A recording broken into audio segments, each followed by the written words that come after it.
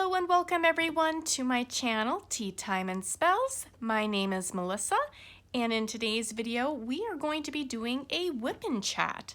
For those of you who don't know, WIP stands for Work in Progress, and in this case, I'm going to be working on my current project, which is Dragon Artist by Nene Thomas.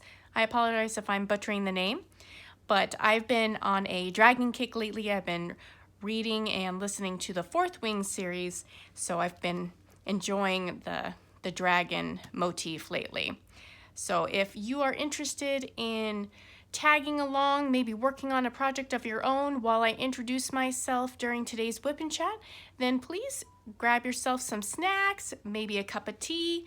Today I am actually going to be drinking a new blend. This is Lipton's, I believe it's orange passion fruit jasmine green tea. It is delicious. Highly recommend. All right, let's get to it.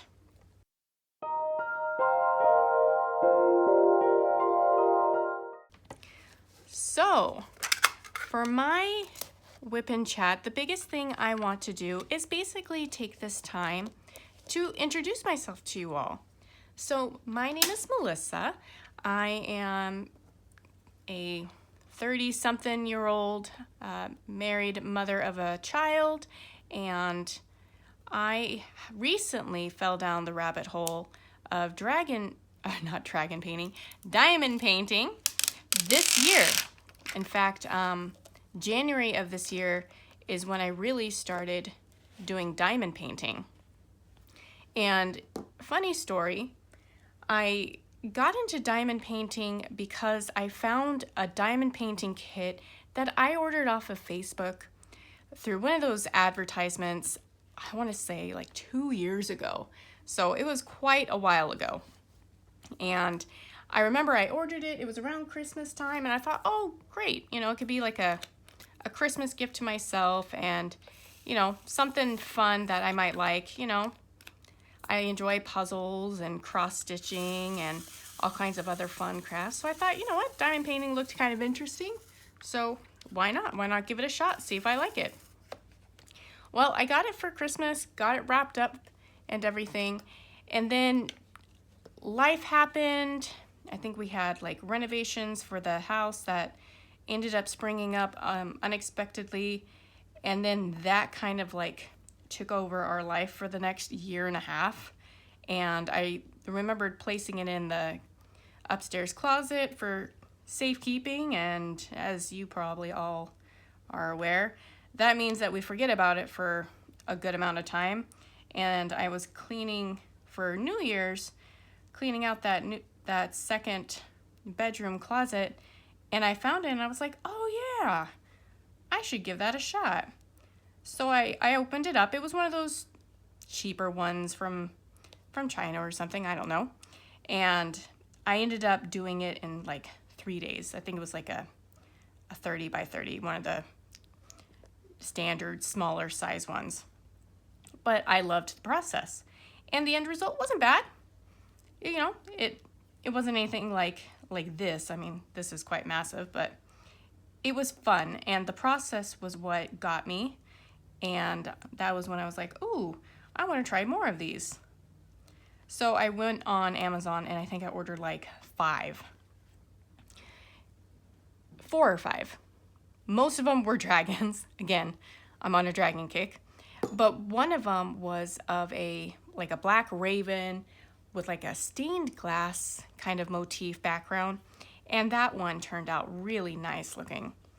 And I don't know if Google or Facebook was looking at my search history at that time, but that is when I ended up getting a notification from Facebook on my ads for Diamond Art Club.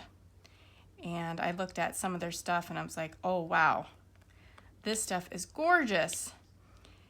And I looked at the dimensions and I was like, okay, so they're bigger, all right. Thinking in my head, like maybe twice the size. And then I ordered my first set of diamond paintings. It was probably around like February this year, 2025. And my husband's like, grab a few, grab like 3. It could be a Valentine's Day gift. And I'm like, okay. So I ended up grabbing Lavender Cat, Sisters of Fate, and Cauldron of Myrrh. And the Lavender Cat one was the first one I did, and that is a round one, and it's big. I want to say off the top of my head, like 22 by 28 inches, roughly around that size. So bigger than anything I had done previously. But I loved it. I loved the whole process. I loved how beautiful it turned out. I ended up being short black, and I had to contact Diamond Art Club. So my very first painting from Diamond Art Club, I was short on black. I emailed them, you know, gave them my order number, pictures of the completed picture without like one small section of black. And immediately, like within 5 minutes, they're like, yep, we'll get it sent out. And they did. And in the meantime, I decided to start working on my next kit. And that one was Cauldron of Myrrh by Ivy Dollamore. And that was my very first square painting. And that was a very interesting experience because I'd never worked with squares. And I had a love-hate relationship with them. I loved how tight everything got. Like, I love the fact that I could just butt everything as close as possible, make it just look perfect. And then the perfectionism in me, perfectionist part, was like, but it needs to be better. It needs to be absolutely perfect. And, you know, taking out a straightener to try to make sure all the lines are nice. And finally, I kind of went a little easier on myself and said, you know what? It's okay if it's not perfectly straight. Like right now, I'm doing this section here, and I have a problem with doing this where I want to squeeze everything nice and tight, and then I'll do it too much and they go popping everywhere. I'm sure that's going to happen at least once. I've gotten better. I have gotten better, but they do pop every now and then. I feel like the Jack in the Box tune is going to happen every time I start to do it. So that's been my experience with diamond painting so far. I kind of went into it full throttle after getting hooked, and I had to make sure to rein myself in. I noticed that it is very easy to get caught up in all the beautiful artwork by all these talented artists and wanting all of it. I want all of it all the time. But at the same time, having to be kind of realistic about what you can actually manage to accomplish in a certain period of time. I've done the first 2 that I've ordered. So I've done that Lavender Cat and I've done Cauldron of Myrrh. I still have Sisters of Fate. And since ordering those kits in February, I ordered Dragon Artist. I've ordered Simsy Art's social one. And then I also ordered the cute little dragon and books one. That's going to be the next one I do. Again, I'm on a dragon kick. But that cute little dragon book one is definitely the next one I'm going to do. And then I'm kind of torn on if I want to do the Simsy Art one. Oh, no. I know the next one I'm going to do. So I was watching another YouTuber who does diamond art painting. I want to say it is, it's not Diamonds and Washi, and it's not Michaela. It's crafting something. I'm so sorry. I will link your channel in the description box when I remember it. My mind lately has been such a foggy mess. But she had Teatime and Spells by Chrisabug in her Rainy Stash collection. And the minute I saw that painting, I knew I had to have it. I loved it. I absolutely fell in love with the picture. And I loved the name and title of the picture. And the thought came to me, well, why don't I make my own YouTube channel? And I'll name it Teatime Spells, Teatime and Spells. And it would be a kind of like a hobby channel for me. Nothing really serious, but more of like a video diary, if you want to call it, of me just kind of sharing my experiences and excitement and joy of all things fun, crafts, and hobbies like diamond painting, or another hobby I've recently gone into has been junk journaling. And that one's a little scary for me because I'm not very creative, but the process of getting everything laid out, picking and choosing the theme and the stickers, and kind of putting all this junk, all these little odds and ends together to form a cohesive theme was very, very fun and not something I've ever done before. And it definitely felt, this morning when I did it, like I was utilizing a different part of my brain that I normally don't utilize, my creative one apparently. And it was nothing fancy. It was just, a basic entry page that was a title page for a journal that I'm going to keep. But the whole process itself, similar to like diamond painting, the process was fun and it was relaxing, and just the imagination and creativity to kind of think of how I want to, mesh all these themes and items together. That part was fun. And after I had finished recording that, I was at work and I was like, oh, I have all these other ideas now of what I want to record in my journal now. And one of them is a tracker of my recent diamond painting completions. I know that a lot of diamond painters, especially those who finish multiples in a year, they have a journal that they like to record, all of their completed works in. And while I would like to do something like that, I don't think I need to go anything too in depth. I can tell you right now, I definitely don't record how many hours I'm spending on each kind of painting at a certain time. I'm lazy and I'm not going to have like a stopwatch or something like that recording how much time I have to do on a diamond painting. I work on it for however long I want to. If that means a quick 30 minutes while I'm on my lunch break, or 5 minutes here, 5 minutes there, great. Or if I am, blessed enough to have a good chunk of time to just relax and, finish a nice section or two in one sitting, great. But I don't record the amount of time that I spend on each section because it's just not that important to me. What I would record though in the journal would be the fun stickers that come. So with Diamond Art Club, I don't know if any of the other shops have them, but with Diamond Art Club, whenever you get the legend where it's got your symbols and your colors, there's usually a kind of larger sticker that is made so that you can, scrapbook it and kind of, have fun with it, record your start and your end date.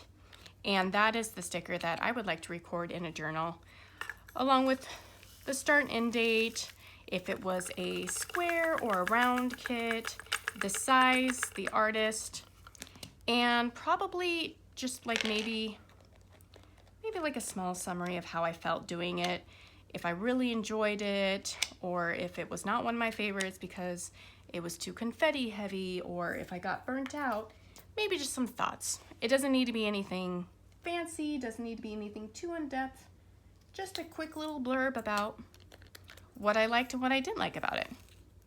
So that's something I want to start recording in my little junk journal. Also, another thing I want to record in that journal is a reading log. Another thing I've gotten back into doing, I used to be a massive reader, and then life happens, you get distracted with work and family and all that jazz, and I kind of put reading off to the wayside. Well, recently, in the last few months, I made it a goal to start getting back into reading.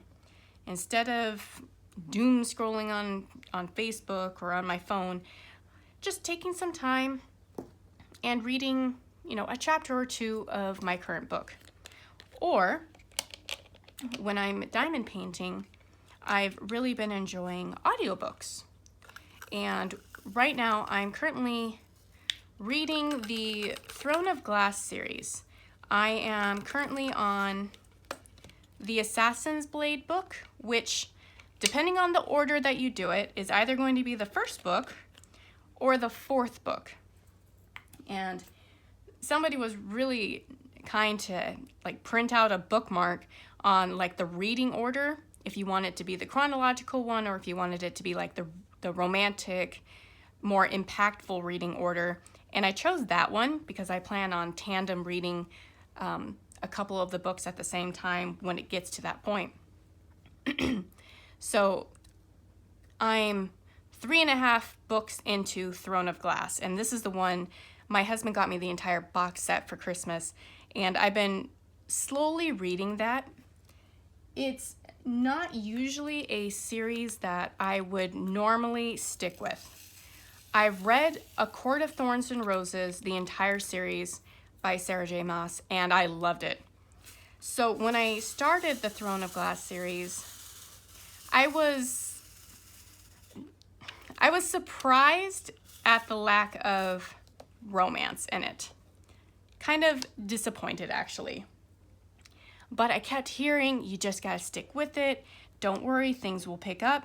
And that's true. It is. It does definitely pick up.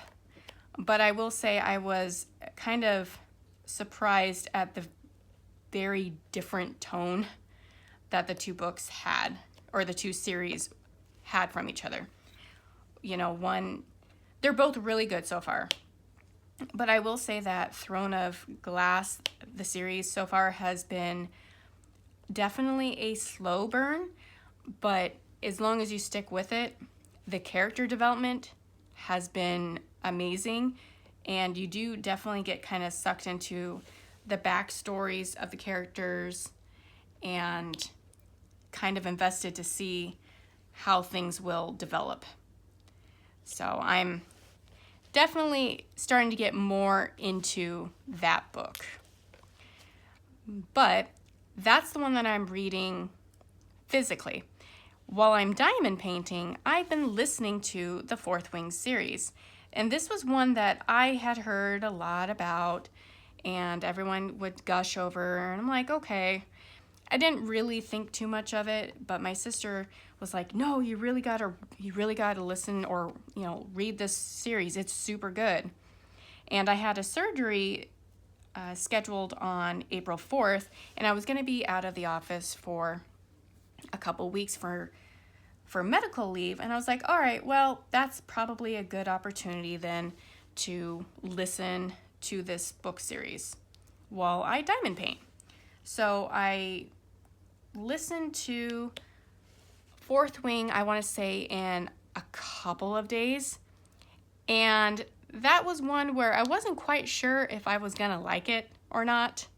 Didn't quite know what to make of the characters, and there was quite a lot more, I don't know if swearing would be the word, but just vulgarity in it that I wasn't quite accustomed to. The writing style was more like it was vulgar just because it could be, and I get that was kind of part of the setting, but not something that I was quite used to. But the story did definitely pick up, and it was one of those books where you definitely started investing in the main character and hoping that she succeeds and all that. And then the ending was really, really good, and it definitely piqued my interest to keep on going. So right now I am halfway through the second book, Iron Flame. And that one, you could tell there's something kind of brewing, and I'm eager to kind of get to that point where all hell breaks loose, figuratively. So that's kind of what I've been reading lately, and I'd like to definitely record those books in my reading log. And I have a fun little coloring tracker that I downloaded off the internet from somebody and kind of tweaked it a little bit, kind of made it more witchy kind of themed, more fantasy, and add some little fun motifs and stickers and stuff to it. So that's probably going to be my next project for my junk journal, is getting that reading log set up, and then maybe working on a couple of the spreads for the first few books that I've read this year so far. And then one of the other things I wanted to accomplish this year was start a YouTube channel, which I did, but I wanted this YouTube channel to be a relaxing experience, not something where you had to constantly obsess over numbers and subscribers and videos and making sure that you're constantly putting something out at a semi-regular basis, because I understand that YouTube's algorithm is all of that. I didn't really want to get bogged down by all of that. If it happens, it happens. If it doesn't, oh well. I'm not too worried about it. I wanted this to be just a more relaxed experience, something real. Recently, it seems like social media, there's a lot of aesthetically perfect things, and I wanted this to be more real and more raw and genuine, with all my lovely flaws included. So that was kind of what I wanted to accomplish there.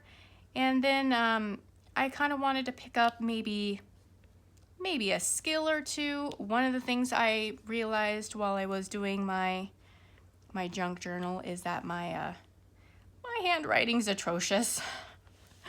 Trying to just write the words "my book" definitely did not turn out pretty. It is not aesthetic, that's for sure. But it got me interested in learning calligraphy and making it look nicer, because I do like the way they look. I do like the pretties as well, and I would like to learn that skill, and it looks like it is a skill like anything else, which makes sense. And I think that would be kind of a fun skill, not anything practical, because I don't know of anybody who technically uses calligraphy in their day-to-day lives unless they're a professional artist. But like in my job, I don't hardly have to really write anything. Everything's all done on the computer these days. The only time I really have to write anything is if I have to send a fax. I work for a clinic, so unfortunately, we do still have to utilize old technology like faxes, even though they're completely archaic and not as secure as email, but some businesses and insurance companies require it still. So I still have to utilize it. And that's kind of one of the few times where I do utilize handwriting. Otherwise, most of the time it is all by email. And my goodness, my putty is just going everywhere. Ooh, there we go. Maybe not. My drills are just popping off, and not in a good way. Oh, there we go.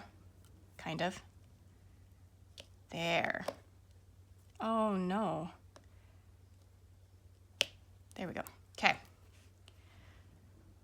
So yeah, it's kind of what I've got planned for this year. Just kind of working on some hobbies, a little bit of personal growth with learning a couple new skills, focusing on health. I've lost quite a bit of weight since last year, and I'm working on strength training. That's the biggest thing that I need to work on, is doing some strength training and kind of getting my body in the best shape that I possibly can before menopause and everything goes downhill, from what I've heard. But that's kind of it from me. tell me, guys, what got you into diamond painting? Was it some random ad off of Facebook, or was it through a random YouTube channel, or was it a friend or a family member? I've tried getting some of my family members to try out diamond painting, and unfortunately, like in the case of my mom, eyesight, like she says, I cannot see those tiny little symbols.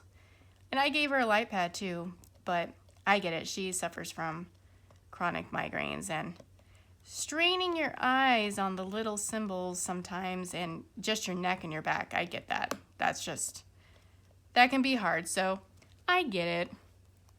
But she was the one that kind of came to mind on who might enjoy diamond painting, especially since she saw some of the ones that I've done already and really liked how they turned out.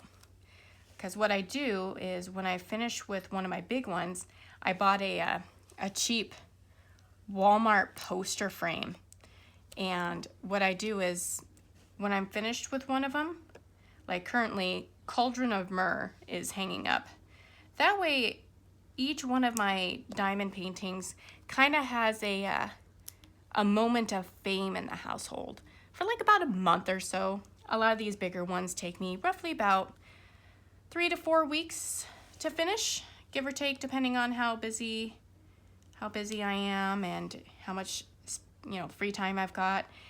Now that it's nice out, spring is here, and the weather is finally warm, I probably won't be spending as much time on diamond painting. It depends.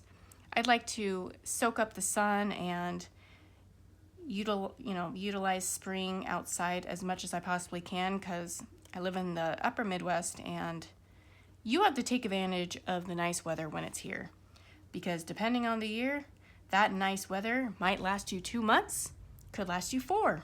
You never know. But if there's one thing that's almost always guaranteed where I live, wind. I swear they should have named my state the Windy State, because the winds here are never less than 15 to 20 miles an hour, I swear. So when it's a nice day and it's sunny and it's warm and there's no wind, like the perfect trifecta, you got to go outside. You got to take advantage of it. You got to enjoy that sun.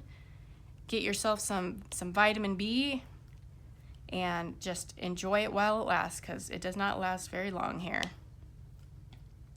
So that's kind of the plan this summer for me, is to be outside more. We have a nice, not in-ground pool. It's an above-ground pool that we put into the ground a couple feet. So it's a semi-indoor-outdoor pool.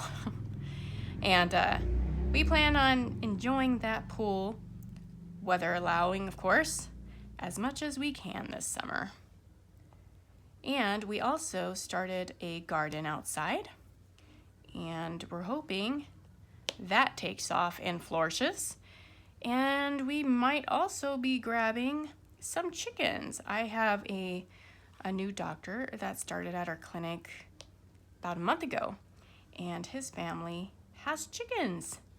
And they just are in the process of incubating 3 dozen and wanted to know if we were interested in a couple. I've always wanted to try my hand at chickens, and with the cost of eggs in the US, I thought, you know what? Why not? So we might even be having a couple chickens. So my hands are going to be very busy. Thankfully, it's just my husband and our 10-year-old son. We don't have any pets. We used to have a wonderful, adorable bearded dragon named Inferno. Unfortunately, he did get cancer, and he passed away, unfortunately. So that was about a year ago, and we're looking at maybe getting ourselves another edition, another bearded dragon, and we've actually got the big old tank and a nice new background set up all ready to go. And now it's just, now that the weather's nice and don't have to worry about it freezing to death during transit, we might need to go and put in an order to have a new addition to the family. We'll see. Excuse me. So yeah, lots of fun changes, lots of goals and aspirations that I'm working towards, and just kind of trying to enjoy life with all the cozy hobbies that we've got, because it's rough out there. It can be very rough, and we are constantly being surrounded by fear-mongering and bad news, it seems like, on a daily basis. So it's nice to just take a breather, take a nice time out, and relax with just some cozy hobbies. So what are some of your guys' cozy hobbies?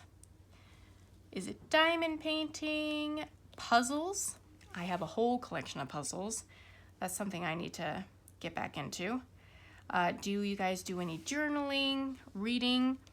What are some of your guys' favorite book series? Are you more of a fantasy, mystery, some psychological thriller, horror? That's one genre I've never been into. Never been into horror. I can handle kind of anything else. I mean, I've got my preferences. Mine's definitely romance and romantic fantasy. Victorian romance was one that I used to read a ton of. Joanna Lindsay was my favorite author, and she had this massive book series of about Victorian romances for this one family, kind of similar to Bridgerton, actually. Kind of gives off the same vibes as Bridgerton, but it was a really good series. And you reach a point in a series where you've gone through all the family members, you've gone through all the family members' children, and you've gone through all the family members' extended family, and you got the prequel stories to them all, and you're kind of like, what's left? And that might be why I haven't heard anything recent about that series, is because I think there's like 20 plus books in where you've basically established the romantic story for everybody in the entire family, plus the butlers and the prequel grandparents. So, but it was a fun read, just something silly, nothing that you take serious. None of these books should be taken serious, that's for sure. But I enjoyed Victorian romance growing up. I'm kind of in the romantic fantasy era, the romantasy ones. Court of Thorns and Roses was definitely one, but I'll be honest, it took me 3 times to actually finish A Court of Thorns and Roses. I did not like it the first time I read it. Well, the first time I attempted to read it. I got like maybe a couple chapters in, and I'm like, I just don't think I'm jiving with this. And I put it down. Then I kept hearing about it, and I'm like, okay, maybe. And I started again, and I'm like, okay, is this really what it's going to be like? And I think I finished A Court of Thorns and Roses, but I got through like a part of the sequel, A Court of Mist and Fury, which is my favorite one. That one and the last one. Excuse me. But I remember the story was taking a specific turn, and I was like, really? After everything that happened in the first one, really?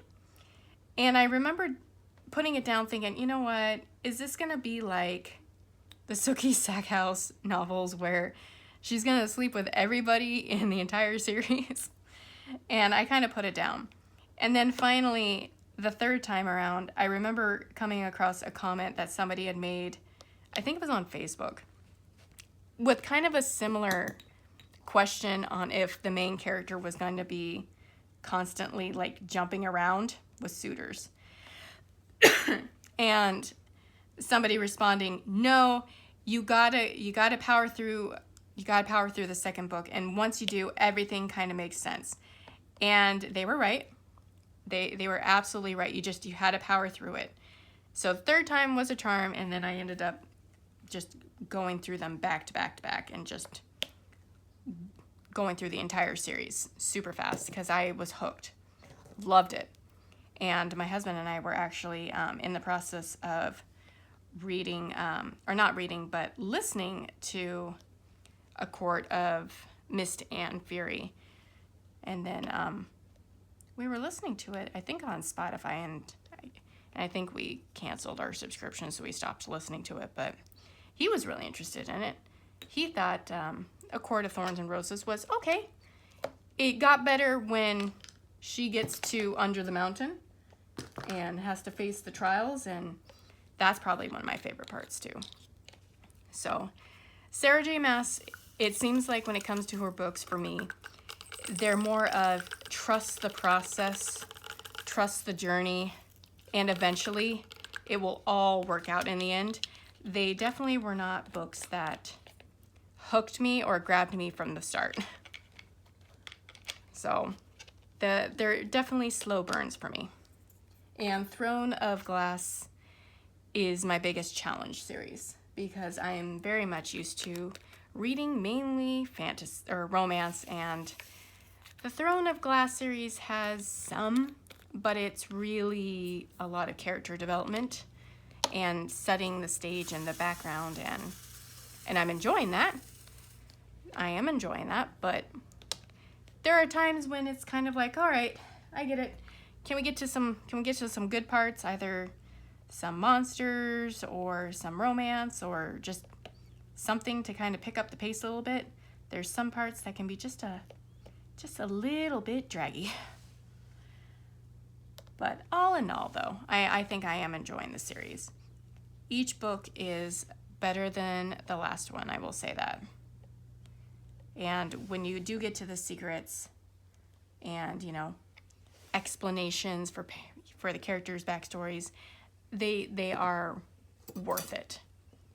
At least they have been for me. But I am also looking forward to finishing the Throne of Glass series and reading Crescent City, because I've heard, without spoilers, that crossovers between the universes start happening. And I don't know if that's true or not. I hope so, because that's exciting. I love it when the different worlds start coming together in an author's universe. I love that. So I'm really looking forward to those. And then after that, I suppose I'm going to have to be on the hunt for a new series. Obviously, I'm going to finish Iron Flame, and then I'll finish the series with Onyx Storm. But there's quite a few book recommendations out there. TikTok, not that I have it, but TikTok constantly likes to tell you all the recommendations, and then Barnes & Nobles goes off on them and all that jazz. But I don't know, kind of open to some ideas. There's been some cute ones that I've seen at Target, like the Pumpkin Spice Cafe, I think it's what it's called, something like that. And then I've seen like I think there was like a Hades and Persephone retelling story. I think it was called like Enigma. That looked really interesting. I'm a huge fan of the Hades and Persephone series. In fact, I own the Lore Olympus books. I'm actually a couple behind on those. I should really do those ones next. See? So many books on my TBR that I need to do. So many. And not enough time to do all my lovely hobbies. I try to sneak in reading at my job when it's slower, which it hasn't been because we hired a new doctor, so it's been actually incredibly busy. But I do try to sneak in a little bit here and there when I'm all caught up with my work. And then I do try to listen to while I'm diamond painting and get caught up on my books there. But then I also kind of just want to relax and watch a movie with the family or play a video game on my Steam Deck. I'm also a big gamer, and my favorite types of games are kind of like the cozy simulation games like Animal Crossing, Dinkum, the Harvest Moon series, before it was picked up and turned into the Story of Seasons franchise. But the original Harvest Moon series that inspired like Stardew Valley and Sunhaven, I'm a big fan of those types of games. And then I kind of like more indie games, just kind of smaller developer ones, because I've noticed that the quality of them is about as on par as big name studios, especially big name studios like EA, who destroy franchises that are beloved, like The Sims. If you can't tell, I'm a Sims fan who's very salty at how bad The Sims 4 has turned out. And this is coming from someone who had The Sims 3 and all of its expansion packs and ran it very laggy because it was just so much. But it was a lot of fun, and I still go back to the Sims 3 on my laptop even now when I kind of want like some silly, mindless fun. Can't go wrong with The Sims for that. So, lots of hobbies, not enough time to do them all, unfortunately. But if there's one thing I've been trying to do this year is block out time for each of them as much as I can, instead of, spending 3, 4, 5 hours at a time doing a gaming session or a diamond painting session. I try to split it off where, maybe I spend like an hour or two gaming, maybe relax and do a little bit of diamond painting for the evening, maybe read a chapter or two in a book, and just try to find some balance. And in the mornings, while I'm enjoying a cup of tea or a cup of coffee, maybe do a little bit of journaling alongside some meditation. It's not a bad way to start the morning and the day off, that's for sure. So yeah, it's all about balance. So what do you guys do to balance your life between work, hobbies, friends, family, all of that, all of life's commitments that we have? What do you do to balance it all? Do you journal? Do you use a planner? I know a lot of people enjoy a planner, and it seems like that structure helps them with their day. I have not been a big fan of planners. I've tried it a couple times. I always seem to fall off the bandwagon, but I do utilize I utilize the Cozy app in my phone, which has like all my bill dates and meal planning and everything like that. So I guess that's a planner. It's just not a physical one. But I do agree that the structure is most definitely needed, especially when you got to keep track of appointments and when bills are due and when you got to do your oil change and all that stuff. Because life be hectic. Okay. Well, I'm thinking I'm going to wrap this whip and chat with you guys up. My voice is getting a little bit raw, and I think this video is getting a little bit long too. Oh yeah, almost 45 minutes. Time flies when you're having fun and chatting about nothing and everything all at once. But yeah, just wanted to kind of introduce myself to you guys, kind of give you a little bit of backbone on who I am and what my interests are, and kind of what my hopes and goals and plans are when it comes to this channel. And yeah, so when it comes to content, diamond painting's obviously going to be a big one, but a little bit of, other hobbies like the journaling, and if maybe talking about some games or some reading, like maybe my favorite books or something along those lines. I don't know. I'm not going to stress too much about it. I'm just going to kind of go with what feels right in the moment, what I feel like posting about. The diamond painting is one for sure, because I know people really enjoy following along with people's progress on their whip and chats and seeing the finished product. I know I really enjoy looking at other creators' finished works and really getting a good feel of how certain paintings render, especially with the sizes, and getting a good idea of what the size looks like as well, because we can see the numbers and we can kind of visualize what that looks like. But visualizing it and seeing it in person are two very different things, and sometimes those videos can really help put that perspective in place. So if that's something that I can help you out with in any little way, then I'm glad to be of assistance. Otherwise, if you guys have any ideas, any comments, suggestions, fun facts, introduce your guys' selves in the comment section below.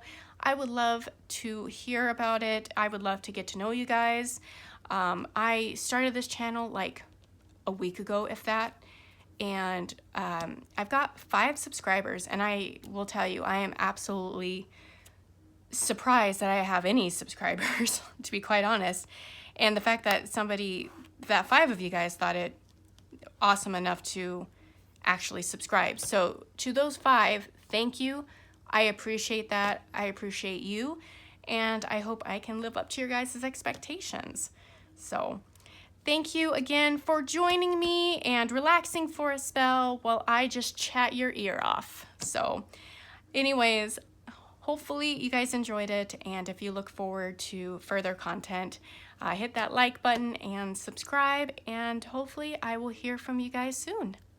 Thanks again for watching and for staying. Have a good one. Bye.